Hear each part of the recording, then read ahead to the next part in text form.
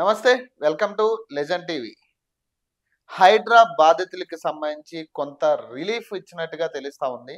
దీనికి సంబంధించి ప్రధానంగా ఈరోజు రంగనాథ్‌ని హైకోర్ట్‌కి హాజరు కావాలంటూ కూడా సమన్లయితే ఇచ్చినట్టుగా తెలుస్తా ఉంది. మరి పూర్తి వివరాల్లోకెళ్తే హైడ్రాకి సంబంధించి గత దాదాపు ఒక 2, 3 నెలల నుంచి జరుగుతున్న కూల్చివేతలకు సంబంధించి గాని, అలాగే ఇటీవల అమీన్‌పూర్‌లోకి సంబంధించి ఏదైతే కృష్ణారెడ్డిగూడ ఏదైతే 3 స్టేర్స్ బిల్డింగ్ అయితే కూల్చడం జరిగింది ఈ హైడ్రాకి సంబంధించి. మరి దాని మీద కూడా కొంత చర్చ వాదనలు జరిగే ఆహ్, వాటికి సంబంధించి వివరణ ఇవ్వాలంటూ కూడా హైకోర్టు కోరినట్టుగా తెలుస్తా ఉంది. మరి ఈరోజు రంగనాథ్ హైకోర్టు ముందు హాజరు కాబోతున్నారంటూ కొన్ని వార్తలు రావడం జరిగింది.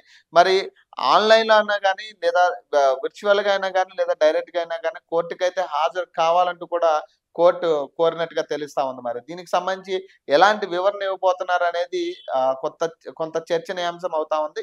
ఎందుకంటే హైడ్రాకి సంబంధించి గత 2 నెలల నుంచి కూడా ప్రతి సామాన్యుడు కూడా భయపడుతున్న పరిస్థితి మనం వీడియోలో కూడా చూడొచ్చు.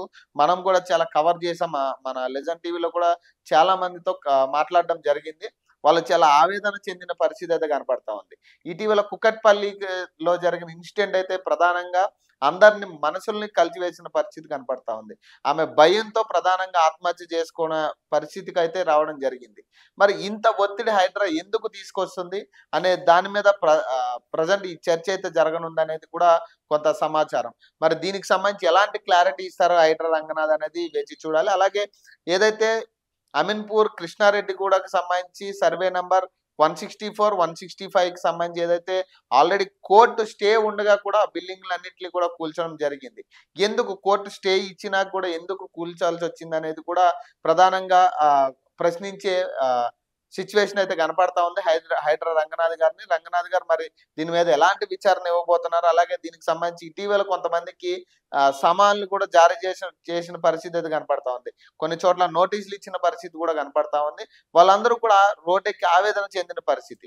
మరి వీటన్నిటికీ కూడా ఖచ్చితంగా సమాధానం ఇవ్వాలంటూ కూడా కోర్టు కోరినట్టుగా తెలుస్తా ఉంది. మరి వీటన్నిటికీ కూడా సో ఇవన్నీ కూడా హైకోర్టు చెప్పేదేంటంటే దాదాపు ఒక 2 వారాల నుంచి 3 వారాల వరకు ఈ హైడ్రాకి సంబంధించి బ్రేక్ పడనుందంటూ కూడా ఒక చర్చ అయితే జరుగుతా ఉంది. మరి కొంత రిలీఫ్ అయితే దొరికినట్టుగా తెలుస్తుంది. మరి ఈ 2, 3 వారాల్లో ఒక హైకోర్టు ఎలాంటి తీర్పు ఇవ్వబోతుంది, దాన్ని బట్టి నెక్స్ట్ హైడ్రా కార్యాచరణ ఉండబోతుందని కూడా కొంత సమాచారం. మరి దీనికి సంబంధించి అలాగే ఇటీవల మూసీ నదికి సంబంధించి కొంత చర్చ జరుగుతా ఉంది. ఏదైతే మార్క్స్ రివర్ బెడ్‌లో ఉన్న ఇళ్ళన్నిటిని కూడా ఖాళీ చేయించే పరిస్థితి కనపడతా ఉంది. ఎవరైతే ఇరిగేషన్ డిపార్ట్మెంట్ కావచ్చు, అలాగే స్థానిక ఎంఆర్ఓ కావచ్చు, కొంత అక్కడ ఖాళీ చేయించి వాళ్ళని డబుల్ బెడ్‌రూమ్ ఇళ్ళకి మార్చే ప్రయత్నం చేస్తా ఉన్నారు. మరి దీనికి సంబంధించి హైడ్రా ఆల్రెడీ రంగనాథ్ గారు క్లారిటీ ఇవ్వడం జరిగింది. దానికి మూసీ రివర్‌కి మాకు ఎలాంటి సంబంధం లేదు. హైడ్రా అందులో ఇన్వాల్వ్‌మెంట్ ఎక్కడా లేదు.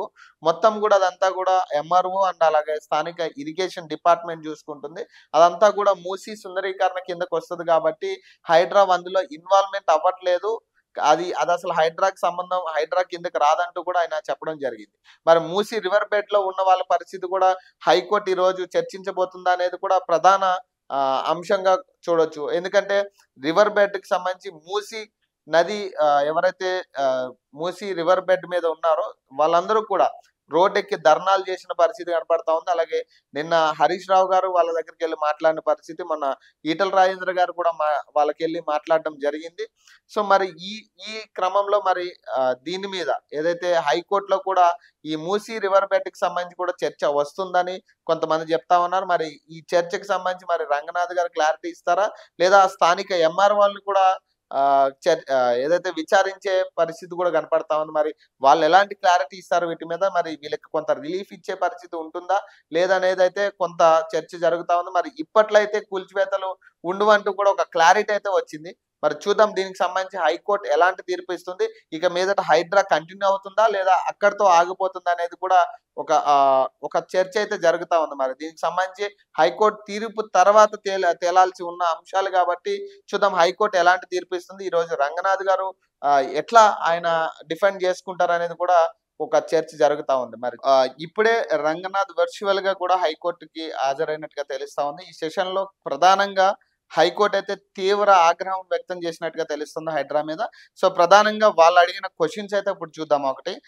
హైకోర్టుకు వర్చువల్‌గా హాజరైన హైడ్రా కమిషనర్ రంగనాథ్‌కు చివాట్లు పెట్టిన హైకోర్టు అని ప్రధానంగా ఇక్కడ వార్త కనపడతా ఉంది. దీనికి సంబంధించి ఆదివారం రోజు ఎందుకు కూల్చివేతలు చేశారో చెప్పండి అంటూ కూడా ప్రధానంగా ప్రశ్నలు అడిగినట్టుగా తెలుస్తా ఉంది. ప్రధానంగా ఆదివారం రోజే మనం చూడొచ్చు హైడ్రాకి సంబంధించి కూల్చివేతలన్నీ కూడా శని, ఆదివారాల్లోనే జరిగిన పరిస్థితి అయితే మనం చూసాం. సో, దీనికి ప్రధానంగా ఫస్ట్ క్వెషన్‌గా ఆయన అడిగినట్టుగా హైకోర్టు ఆయన్ని ప్రశ్నించినట్టుగా తెలుస్తా ఉంది.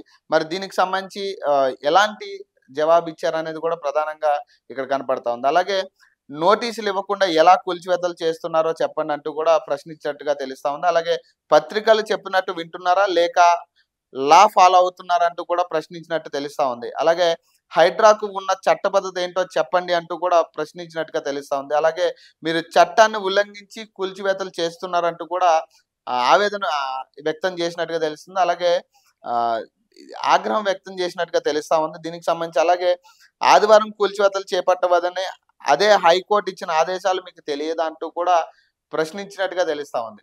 ఎందుకంటే ఆల్రెడీ హైకోర్టు చెప్పడం జరిగింది. గతంలో ఆదివారాలు కూల్చివేతలకు సంబంధించి ప్రజలు భయాందోళనకు గురవుతున్న పరిస్థితులు చూసాం మనం. మరి అయినా కూడా ఆదివారాలు కూల్చివేయొద్దు అని కూడా హైకోర్టు ఆదేశాలు ఇచ్చినా కూడా ఎందుకు కూల్చివేతలు ఆదివారం రోజే పెట్టుకున్నారంటూ కూడా ప్రశ్నించినట్టుగా తెలుస్తా ఉంది. అలాగే ఇంకో ప్రధాన ప్రశ్నలేందంటే చార్మినార్‌ను కూల్చాలని అక్కడ ఎంఆర్‌ఓ చెప్తే మీరు కూలుస్తారా? అంటూ కూడా ప్రధానంగా ఈ ప్రశ్నకి సంబంధించి గతంలో అమీన్‌పూర్ ఏదైతే కూల్చివేతలు జరిగినాయో, ఏదైతే కృష్ణారెడ్డిగూడ అలాగే అమీన్‌పూర్‌కి సంబంధించి ఏదైతే కూల్చివేతలు విల్లాలు గాని అక్కడున్న స్టే స్టే ఇచ్చిన బిల్డింగులు కూడా కూల్చిరన్న చర్చ నడిచిందో, అక్కడ స్థానిక ఎంఆర్‌ఓ ఇచ్చిన సమాచారం ప్రకారం మేము కూల్చడం జరిగిందంటూ కూడా అప్పుడు రంగనాథ్ గారు చెప్పడం జరిగింది. మరి ఆ పాయింట్ మీదే ఇక్కడ అక్కడ స్థానిక ఎంఆర్‌ఓ చార్మినార్‌ని కూల్చమంటే కూల్చేస్తారా? అంటూ కూడా ప్రశ్నించినట్టుగా తెలుస్తా ఉంది. అలాగే హైడ్రా కమిషనర్‌కు హైకోర్టు చురకలు అంటించినట్టుగా తెలుస్తా ఉంది ఈ ప్రశ్నలతో. అలాగే నేను అడిగిన ప్రశ్నకు మాత్రమే సమాధానం చెప్పండి. ఎక్కడా కూడా జంప్ చేయొద్దంటూ కూడా క్లియర్ కట్‌గా చెప్పినట్టు తెలుస్తా ఉంది అలాగే. సో, అమీన్‌పూర్‌పై మాత్రమే మాట్లాడండి. కావూరు హిల్స్ గురించి నేను అడగలేదంటూ కూడా అంటే అమీన్‌పూర్‌కి సంబంధించి ప్రశ్నలు అడుగుతున్న టైంలో మరి రంగనాథ్ గారు డైవర్ట్ చేసి కావూరు హిల్స్ గురించి మాట్లాడడం ఏదైతే ఇక్కడ ప్లే గ్రౌండ్‌కి సంబంధించి ఏదైతే కూల్చివేతలు జరిగినో దాని గురించి చెప్పే ప్రయత్నం చేసినప్పుడు కేవలం అమీన్‌పూర్ గురించి నేను అడుగుతున్నాను. అమీన్‌పూర్ గురించే మీరు మాట్లాడండి. కావూరు హిల్స్ గురించి ఇప్పుడు వద్దు అంటూ కూడా చెప్పినట్టుగా తెలుస్తుంది. అమీన్‌పూర్‌లో భవనాలు 48 గంటల్లో ఖాళీ చేయాలని నోటీసులు ఇచ్చి 40 గంటల్లోనే ఎలా కూలుస్తారంటూ కూడా ప్రధాన క్వెషన్ అడిగినట్టుగా తెలుస్తా ఉంది. మరి వీటికి సంబంధించి మరి రంగనాథ్ ఎలా రియాక్ట్ అవ్వబోతున్నారు? ఎలాంటి సమాధానాలు ఆయన ఇవ్వబోతున్నారు? దీని మీద క్లారిటీ ఇచ్చే ప్రయత్నం చేస్తారా? లేదా జంప్ చేసే ప్రయత్నం చేస్తారా? అనేది కూడా ప్రధాన చర్చగా జరుగుతా ఉంది.